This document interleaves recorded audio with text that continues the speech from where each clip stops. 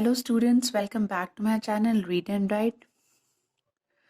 Friends, today I am here with the poem of Hindi, माँ कह एक कहानी। ये पोयम मंजरी नामक कविता से ली गई है, जिसके की कवि हैं मैथिली शरण गुप्त जी हैं इसके कवि। और इसमें जो इस प्रस्तुत पद्यांश में राहुल अपनी माँ से कहानी सुनाने के लिए जिद कर रहा है और जो माता यशोधरा हैं वो कहानी सुना रही हैं। तो इस पे आधारित ये पूरी कविता है। माँ कह एक कहानी। बेटा समझ लिया क्या तूने मुझको अपनी नानी, कहती है मुझसे ही है चेटी तू मेरी नानी की बेटी। राहुल कह रहा है यहाँ पर, माँ कहती है पहले कि तुमने मुझको अपनी क्या नानी समझ लिया है, क्योंकि पहले के ज़माने में नानी दादी कहानियाँ सुनाया करती थी और बच्चे सुनते थे। तो ये वो यशोधरा कह रही है राहुल से कि क्या तूने मुझे अपनी नानी समझ लिया है जो मैं तुझे कहानी सुनाऊं। तू मेरी नानी तो नहीं है। तो राहुल कहता है तू मेरी नानी तो नहीं, मेरी नानी की बेटी तो है। तो कह माँ लेटी ही लेटी चल, अगर तुम्हें नहीं माने तो लेटी ही लेटी एक कविता कह दे, कहानी कह दे। कविता नहीं, कहानी एक कह दे। राजा था या रानी, वो राजा था या रानी, किसी की भी एक कहानी मुझको सुना दे, राहुल कहता है। माँ कहे एक कहानी।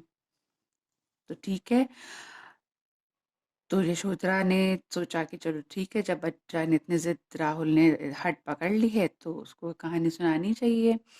तो उसी के लिए आगे पैराग्राफ दिए हुए हैं। सुन उपवन में बड़े सवेरे तात भ्रमण करते थे तेरे, जहाँ सुरभि मनमानी, जहाँ सुरभि मनमानी।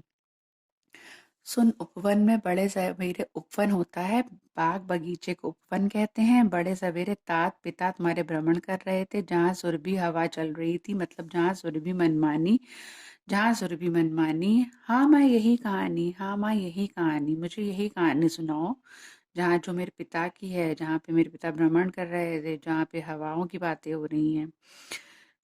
वर्ण वर्ण के फूल खिले थे झलमल कर हिम बिंदु झिले थे, हल्के झोंके हिले मिले थे लहराता था पानी।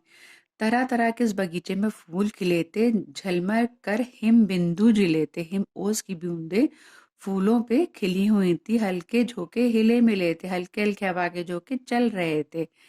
लहराता था पानी, नदी का पानी लहरा रहा था, लहराता था पानी। हाँ हाँ यही कहानी, हाँ हाँ माँ यही कहानी, मुझे तुम यही कहानी सुनाओ। गाते थे खग,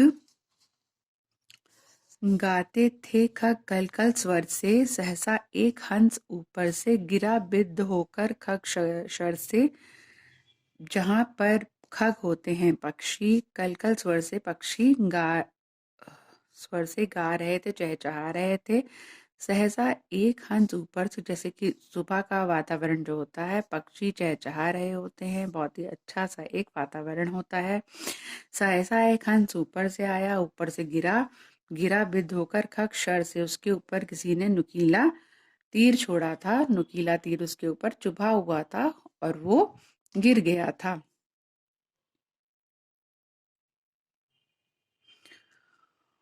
हुई पक्ष की हानि, हुई पक्ष की हानि, करुणा भरी कहानी। माँ कह रही है कि उसमें पक्षी की हानि हुई थी, उसको चोट पहुंचाई गई थी किसी के द्वारा। ये कहानी बहुत ही करुणा भरी है, बहुत ही दया भरी है ये कहानी। चौंक उन्होंने उसे उठाया, नया जन्म सा उसने पाया, तेरे पिताजी ने उसे, उस पक्षी को तुरंत ही उठा लिया। तो उस पक्षी को लगा कि उसने एक नया जन्म सा पा लिया। इतने में आखेटक आया, आखेटक होता है शिकारी।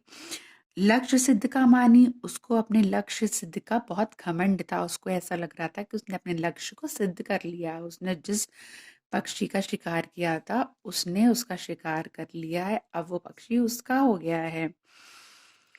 लक्ष्य सिद्ध का मानी, लक्ष्य सिद्ध का मानी, कोमल कठिन कहानी, कोमल है लेकिन कठिन कहानी। मांगा उसने आहत पक्षी, उसने उस पक्षी को जिसके आहत मतलब चोट जिसके लगी थी, जिसके कि उसने तीर चलाया था, उस पक्षी को वापस मांगा। तेरे तात किंतु ते रक्षी, तेरे पिता थे किंतु उसके रक्षी, उसके रक्षा करने वाले तेरे पिता थे उसके।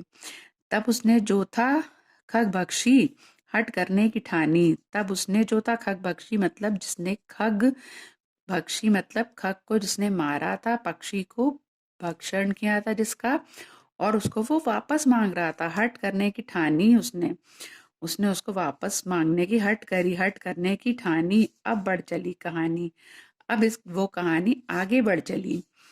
हुआ विवाद सदय निर्दय में, सत्य और असत में विवाद हुआ। उभय आग्रही थे स्व विषय में, सब अपने अपनी जगह पे अपने विषय में, सब लोग दोनों ही अपने विषय में सबको लग रहा था कि ठीक है। गई बात तब न्यायालय में, न्यायालय तक बात पहुंची। सुनी सभी ने जानी, सबने सुनी और जानी। व्यापक हुई कहानी, अब तो ये कहानी सबको मालूम चल गई, सब जगह फैल गई, व्यापक हुई कहानी। तो राहुल अब तू ही निर्णय कर इसका।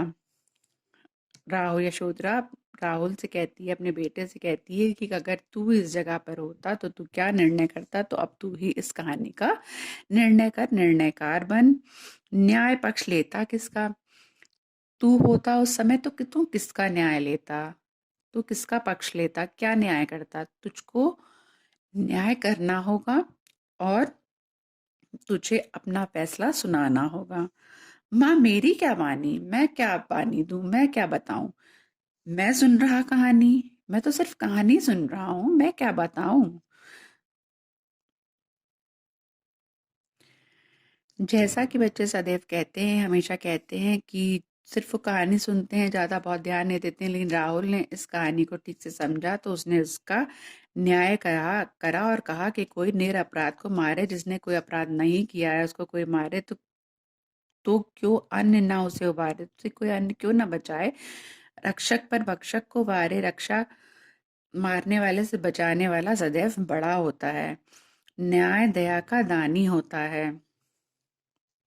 तो राहुल की माँ यशोधरा कहती हैं, तूने सुनी कहानी, तूने इस कहानी के मर्म को समझा और तूने इस कहानी को ठीक से समझा।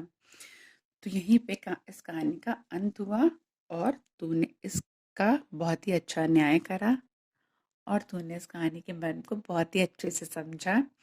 तो यहाँ पर ये कहानी खत्म हो जाती है। तूने ठीक से सुनी कहानी, तूने सुनी कहानी, न्याय दया का दानी, तूने सुनी कहानी। मैथिली शरण गुप्त जी इसके कवि हैं और ये कहानी यहीं पर कविता खत्म होती है। तो फ्रेंड्स, आपको ये कैसी लगी कहानी ज़रूर बताइएगा, एक्सप्लेनेशन का कैसा लगा। ये कविता के रूप में कहानी है और अच्छी लगी हो तो लाइक ज़रूर करिएगा। अगर आप मेरे चैनल पर न्यू हो तो सब्सक्राइब ज़रूर करिएगा और मैं इसी तरीके से और आगे न्यू न्यू वीडियोस लेकर के सभी सब्जेक्ट्स के आती रहूँगी। तब तक के लिए मिलते हैं नेक्स्ट टाइम नेक्स्ट वीडियो के साथ। Till then bye bye, thanks for watching.